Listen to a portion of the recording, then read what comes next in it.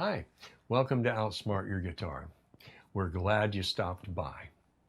In this lesson, you're going to be dealing with part 2 of Slow Blues in C minor. In this lesson, you're going to be learning a 12-bar solo, which will also further the function of what we've been talking about, of helping you understand the importance of note placement. In lesson 1, we talked about how that applies to rhythm. In this lesson, it's now how it applies to soloing. All right? So strap on your guitar and let's get started.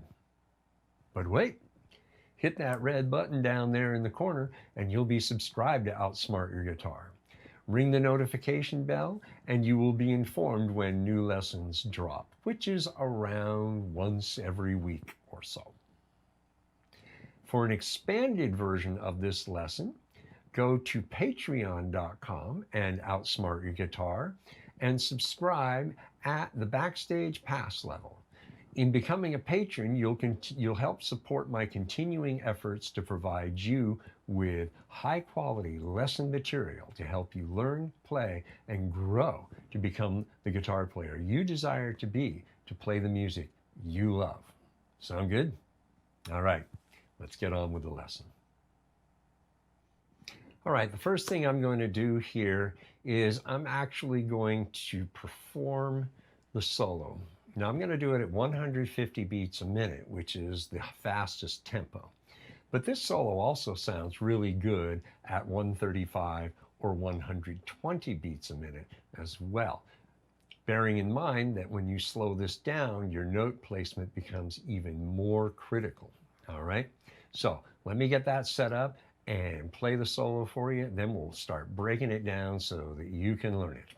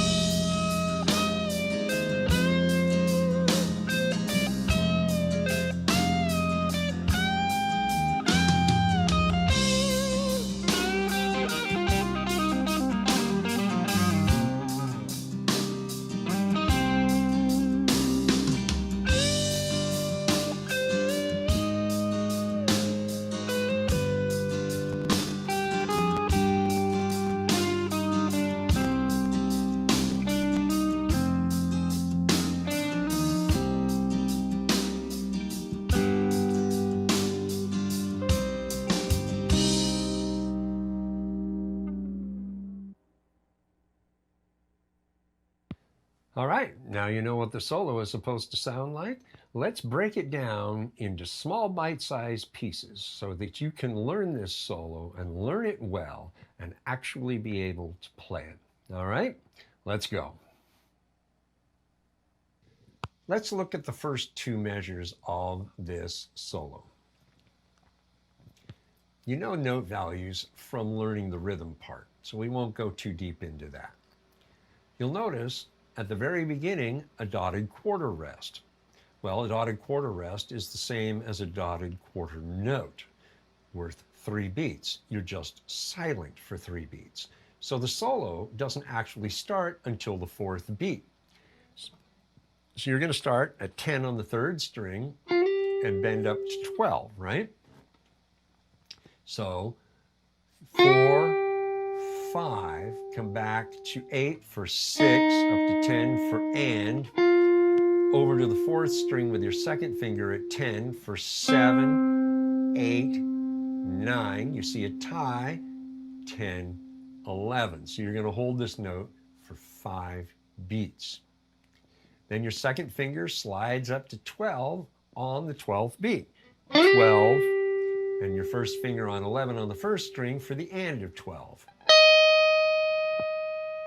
Your 3rd finger comes down on the 13th fret of the 2nd string on the 1st beat of the 2nd measure and held for 3. 1, 2, 3. Hop over to the 1st string at 13 and bend to the 15th fret for 2 beats, for 4 and 5, then come back to 11 on the same string for 6 up to 13, and to the second string with your second finger at 13 for 7, 8, 9, down to 8 on the second string for 10, 11, and 12 to finish the first 2 measures. So let me demonstrate. 1, 2, 3, 4, 5, 6, and 7, 8, 9, 10, 11, 12, and 1, 2, 3, 4, 5, 6, and 7, 8, 9, 10, 11, 12.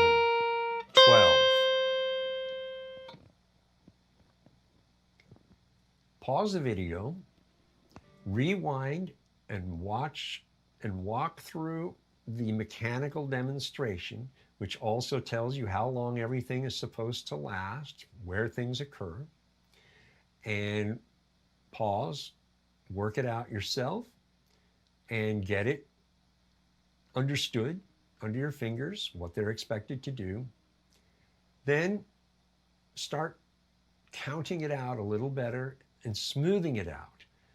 Smooth it out a little more, and then once you're fairly smooth, bring in the metronome at whatever tempo you're actually able to play this. It's not about how fast you can play it, it's about how well you can play it.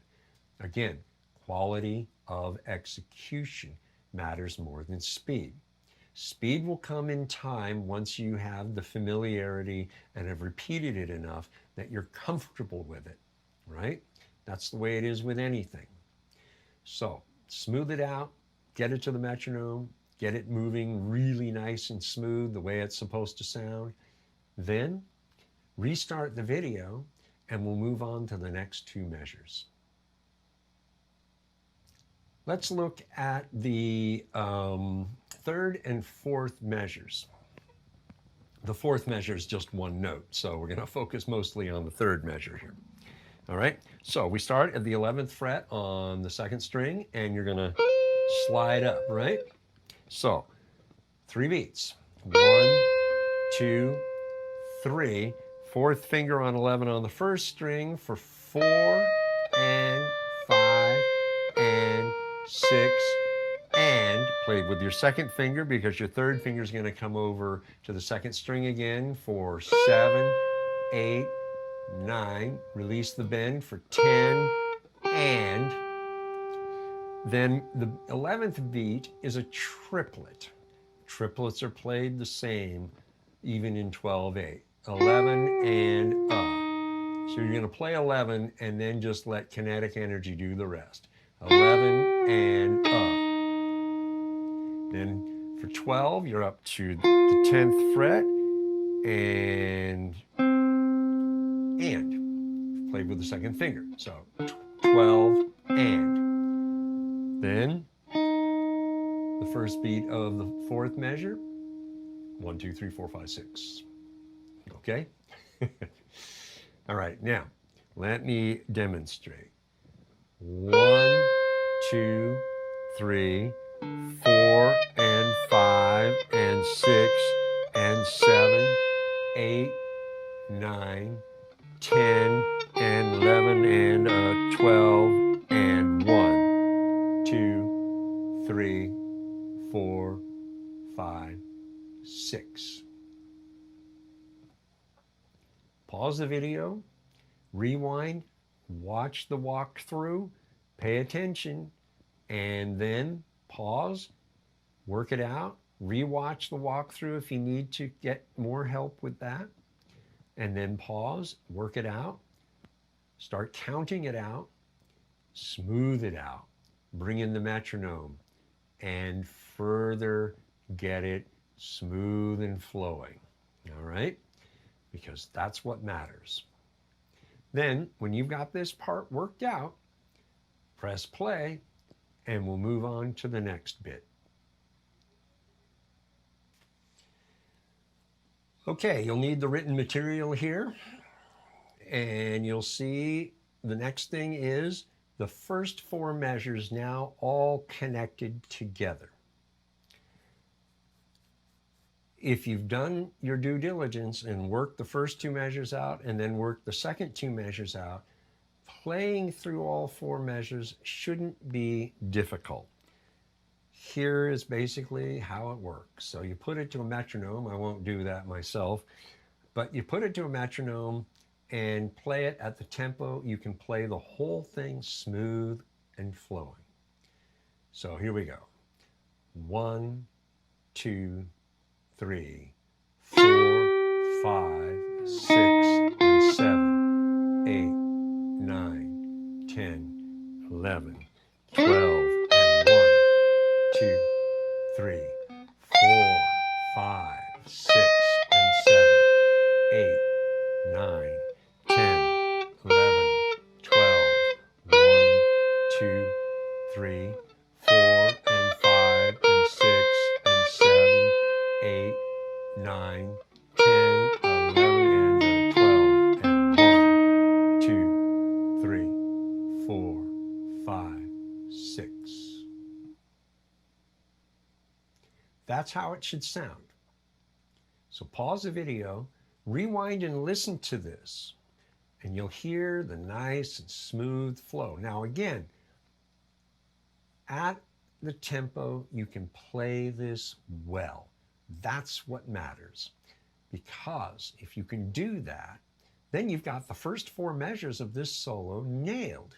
It may not be up to 120 even, but you've got it nailed. You know the first four measures, and that's the beauty of the additive approach to learning to play things. You get things solid instead of trying to bite off the whole thing and chew that up. It's very unsatisfying. This gives you real results. So take your time here and really make it count.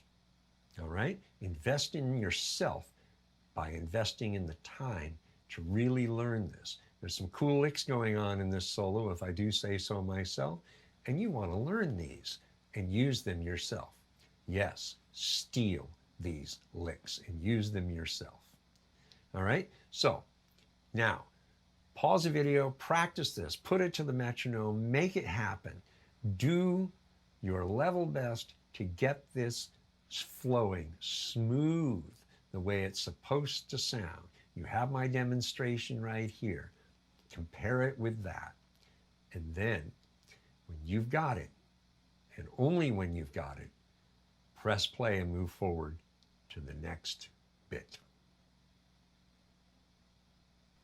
Here are measures 5 and 6. Now this is actually pretty easy to play because you're doing pretty much a thematic idea with variations as it moves forward. So we're starting at the 15th fret and bending up a half step or to 16. So you do that for 1, 2, 3, bending in on 4, release for 5, keeping the pressure on because you want that note to sound in time, and then play 13 on 6. Move over to the 15th fret on the 3rd string and bend up to 17 for 7, 8, 9. You've got a tie to 10. Then you come back in on 11 and 12 on the 2nd string at 13 and 15th respectfully, setting up the 6th measures beginning to bend again. 1, 2, 3, jump to 16 and a full bend. 4, 5, 6, played with your 2nd finger on 15, jump to 18 for 7, 8, 9, a bend again for 10 and 11, and then back to 16 for 12 and 18 for the end of 12. So here's what it sounds like.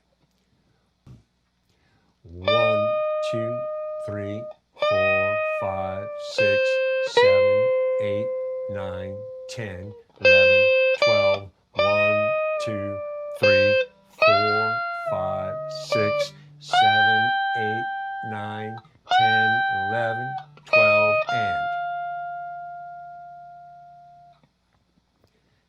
pause the video and go back and review the walkthrough and get comfortable understanding exactly what the mechanics are. Get your fingers used to it. Then pause the video and play through it, counting out loud, making sure your notes are happening where they're supposed to, what part of the beat they're supposed to be happening. Then smooth it out. And once you can play it pretty smooth, bring the metronome in and further refine that nice smooth flow. Remember the tempo you played the first 4 measures at, and get this at that tempo if possible. Otherwise, slow everything down so that you can play everything at the same tempo. That's okay too. Then when you're ready to go, press play and we'll connect this to the first 4 measures. All right, so if you turn to the next page in your written material, you'll see that all 6 measures thus far are on the same page. The idea here is really about testing your progress. How well are you learning this? And you want to play these 6 measures at whatever tempo you're able to run them at to make sure that you're able to actually play them well. Now, the first 2 measures will be great. Measures 3 and 4 should be pretty good too. Measures 5 and 6, well, you just learned those. But if you've been playing them more or less at the tempo you played the first 4 measures, you should be pretty good at this, all right? And that's the whole idea. Test your progress. If you're not quite up to snuff, stay here and make it happen, all right? So let me play through these. I'm gonna bring the metronome in this time to show you here's how to practice it, all right? I've set my metronome at 92 beats a minute because I want to work on my note accuracy. And so it also reflects where you might actually be in your tempo. All right, so let me do this.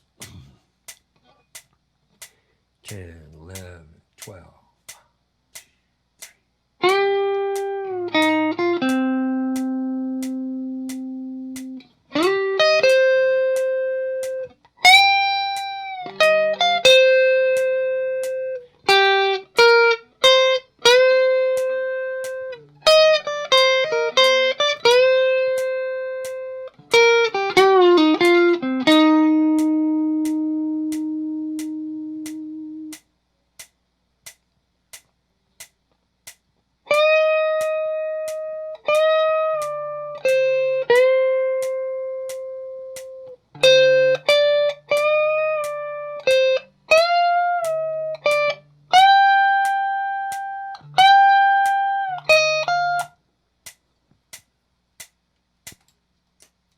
So go back and listen to that and hear how all my notes are landing right where they're supposed to land.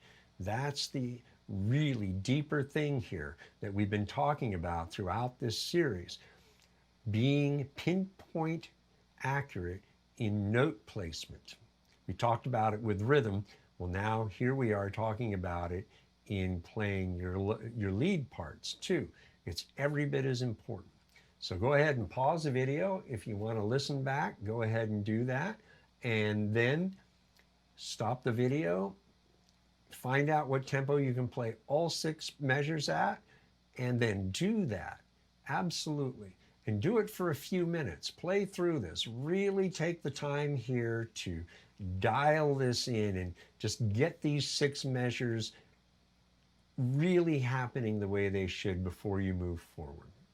All right, that way you'll have the first 6 measures, that's half the solo, nailed and in the bag. Then, when you're ready to continue, press play and we'll keep going. Here are the 7th and 8th measures of the solo. Now the 7th measure is going to be the most involved measure of the whole solo. Now, interestingly, once you understand what's going on, it really isn't as difficult or intimidating as it appears to be. It's just a repeating pattern for most of it. So we start at 17th fret on the 3rd string with your 2nd finger for 3 beats. 1, 2, 3. Then we come back to 10 on the third string with your third finger, bend up to 12 for 4, straddle the 8th fret of the second and first string for 5, and now on 6, we begin 7 sets of triplets, okay? So 11th fret, second string, 6, pull off to 8, and then 10 on the third string, back to 8 on the second string, 7, back to 10 on the third string, and pull off, play and pull off again for 8, and 9, and 10, and 11, and 12, and then to 1 in the 8th measure, which we'll get to in a second. When you play the 12th beat, you're just going to play 12, pull off to and, slide to without playing anything. Like that. 12 and okay? Then you get to 1, 2, 3, 4, 5, slide with your third finger to 10 on the 5th string for 6, jump to 8 on the third string, and then to 10th fret of the 4th string for 7, 8, 9, 10, 11, 12. Okay? So let me just demonstrate this. 1, 2, 3, 4, 5, and 6, and 7, and 8, and 9, and 10, and 11, and 12, and 1, 2, 3, 4, 5, 6, and 7, 8, 9, 10, 11, 12.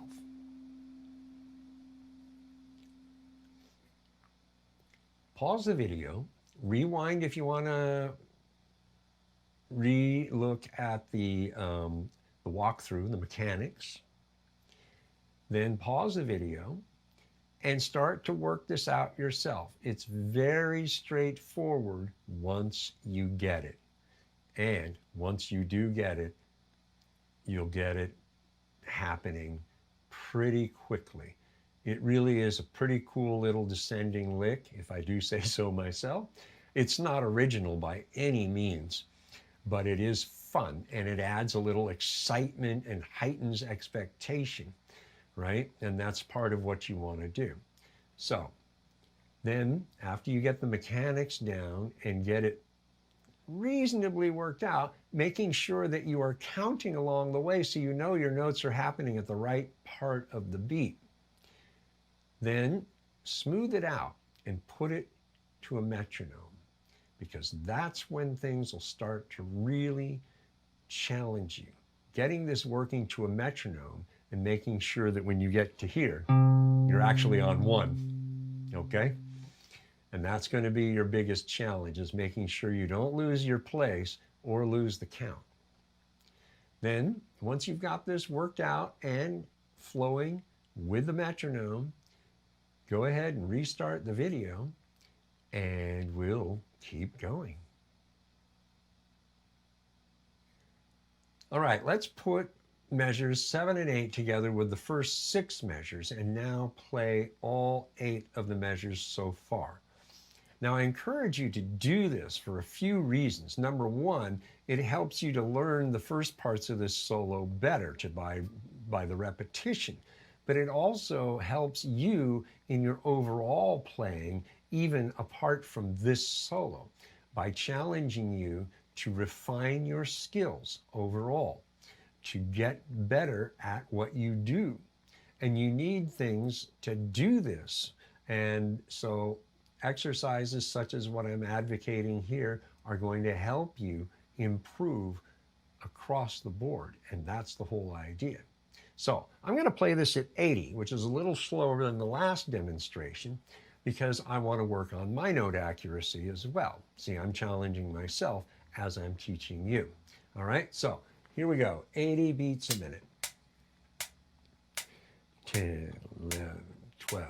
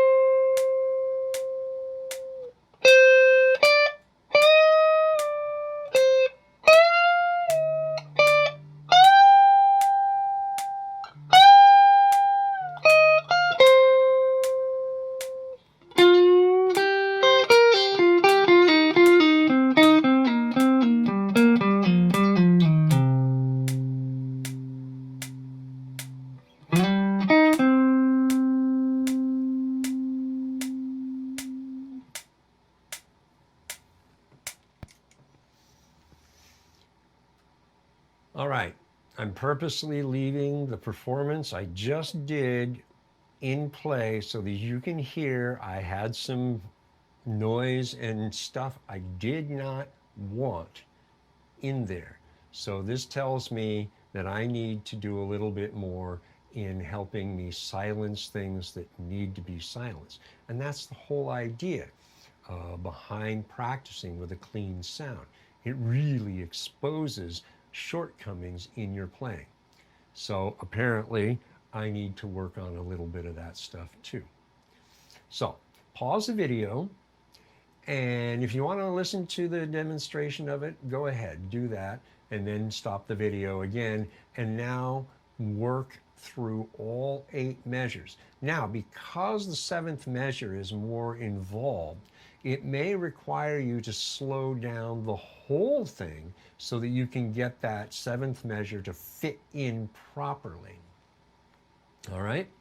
And that's okay. You want to play everything at a single tempo. You don't want to have one measure be the reason it doesn't work because you can't play it at the tempo of everything else. So you slow everything else down to that specific tempo. All right? And practice this for about 7 to 10 minutes using the metronome, helping you really square it out, get it set, get it playing correctly. All right? And hopefully not having a lot of noise in the process. All right? Then when you're ready to move forward, we're going to get to the last 4 measures. All right, let's look at the 9th, 10th, 11th, and 12th measures of the solo, the final 4 measures. So in measure 9, you're starting at the 13th fret, and you're going to bend up to the note at 15. And you're going to hold it for 4 beats. So 1, 2, 3, 4. Now you're going to come back to 13 on 5. And ideally, you're just going to strike the string once and sustain it through beats 5, 6, 7, 8, 9, 10, and 11. All right, so 5, 6, full bend, and then another half bend for 7. And I'm just going to play the note so you hear it. 8, 9, and then come back to 13 for 10 and 11. And then play the 12th and 13th frets for 12 and. So let me just play that so you hear what you're going for. And notice I only hit the string on the 5th beat, and all the way through the end of the 11th beat, there's no more string hitting. right? So here we go. 1, say 9, 10, 11, 12. 1, 2, 3, 4, 5, 6, 7, 8, 9, 10, 11, 12. And so that'll give you an idea what you're going for. Then in the 10th measure, we come to 12 on the second string for 1, 2, 3, 4. Go down to 8 and 9 for 5, 6, 7, 8, 9. Move over to the third string for 10, 11, 12. To the fourth string in the 11th measure for 1, 2, 3, 4, 5, 6, 7, 8, 9, 10, 11, 12, and then 1, 2, 3, 4, 5, 6 to start off the 12th measure. And then you're going to play the 3 and the 5 of the G7 for 7, 8, 9, 10, 11, 12.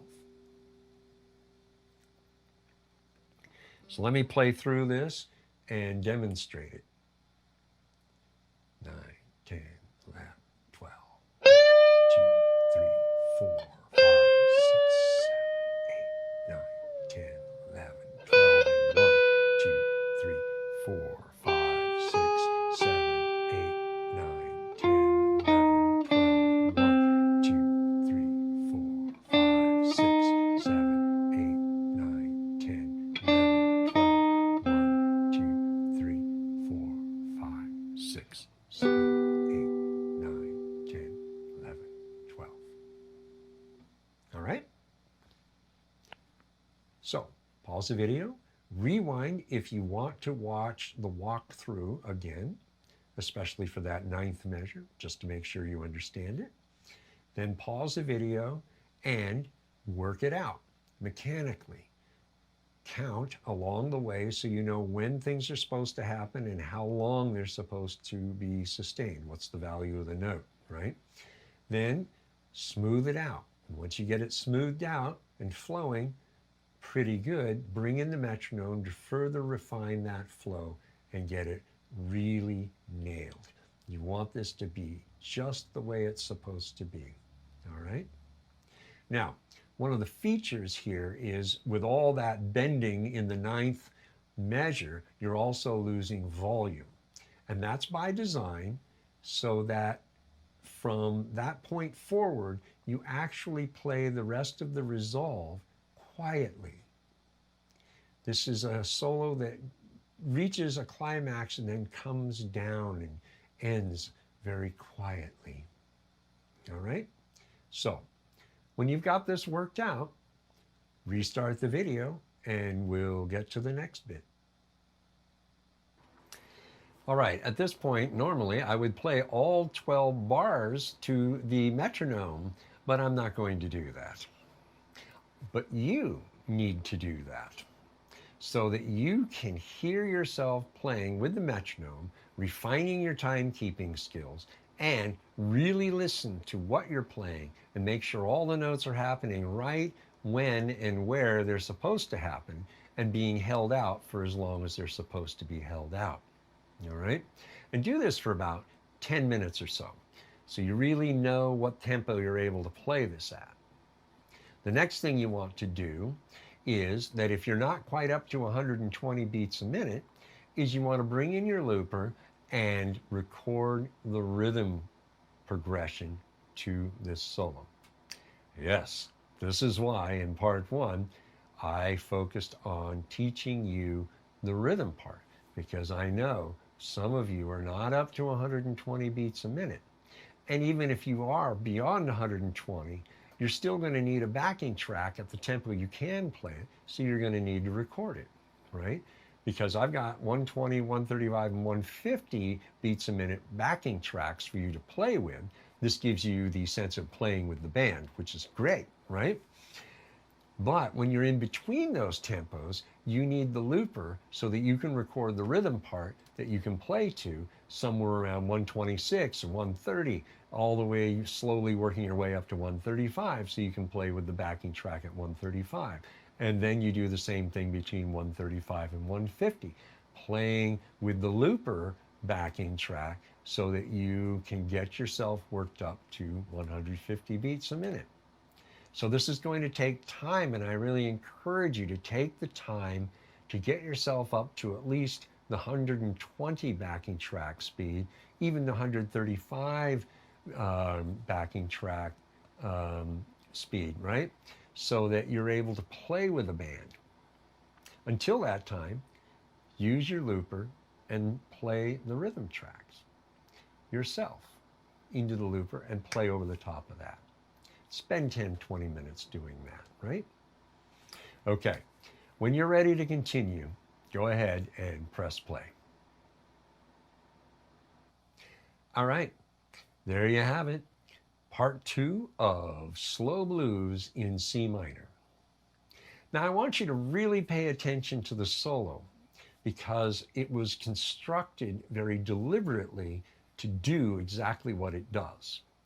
And part of the criteria I used to build this solo was to make it one that I would actually be proud to play in front of an audience myself. This is the standard approach I use when building solos to teach as part of a lesson. Would I play this myself? And you want to bear in mind that a good solo is a cohesive unit. It's self-contained. We always hear about, oh, the solo is just a story within a story, a song within a song, right? Well, it has to have a beginning, a middle, and an end. And that means it has to flow well so that this actually happens. And it does so in a way that's natural. Yes, of course, this part follows that part. And of course, this part follows that part. Duh. I mean, that's kind of almost how you want to think about, does this solo do what it's supposed to do? Is it a song within a song? Is it a complete statement on its own? Okay, so spend time here. Also, review lesson 1. Get your rhythm playing happening. Yeah, that's it. Happening too. Remember, part of the function of this series is you're dealing with slower tempos. So your note placement, even when playing chords, your strumming has to be more exact. It has to be more precise. And your solos, your note placement has to be right where it's supposed to be. Otherwise, it's going to sound sloppy and disjointed. Okay? So take that away and make sure that you study these things. And when you listen to other people's solos, don't just learn the solos that you want to learn. Study the solos that you've learned. Are they a song within a song? Are they self-contained? Do they have a beginning, a middle, and an end? Do they have a cohesive feel to them? That is a great thing to do in learning solos, is to study them. Because if you want to write solos and be good at it, you need to understand what makes a good solo, right? Okay, when you're ready for the next lesson, it'll be there. So will I. We'll see you there.